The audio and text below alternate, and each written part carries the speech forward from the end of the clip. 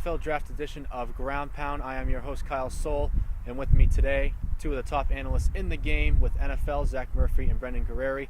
Let's get right into things with our 2-minute drill where we will debate the steals and the reaches of the first round. We'll start with you, Zach. Obviously, there are many trades in the first round, many teams pulling up to the draft board, even the top 10 to pick the player they wanted, which many thought were reaches. But what did you think was your biggest reach of the first round?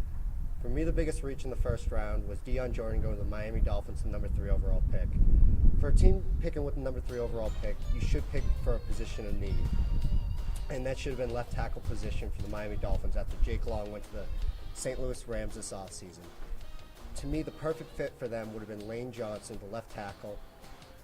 And not only that, Dion Jordan's a good player, but he's got some real injury concerns. He might not even be ready for minicamp. So to me, Dion Jordan has to be the biggest reach in the first round. Yeah, to me, Dion Jordan, it just makes no sense because I could have sworn when they traded up they were going to select Lane Johnson. Speaking, they didn't get the Brandon Albert deal going with the Chiefs.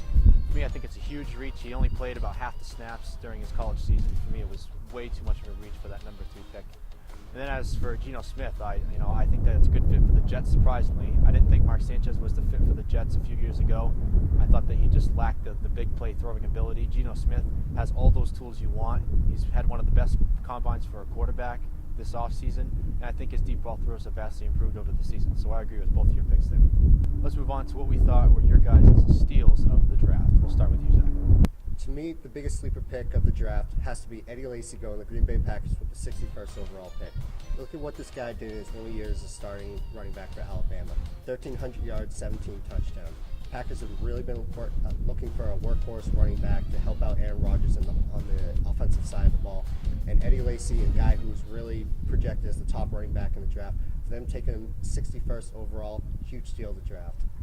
With one of our more strange first rounds in the NFL, with no running backs going, there were a lot of shocking picks, and I think the Packers really lucked out in the first round with DeTonte Jones. Their problem in the playoffs last year was they didn't really get pressure on the quarterback, and that's why they lost. I think with their overpowering offense and DeTonte Jones now on their D-line, I think that will have a big effect on their defense.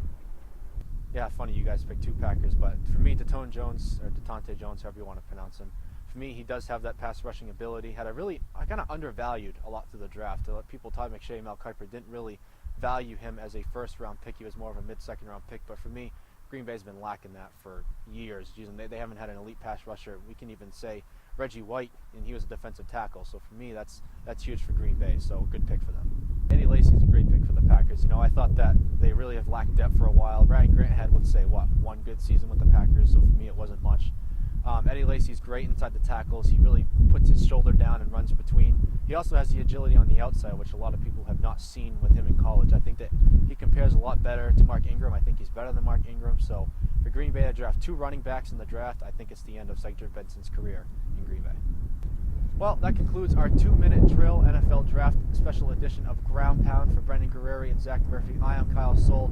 Tune in next week as we will debate more on the NFL offseason.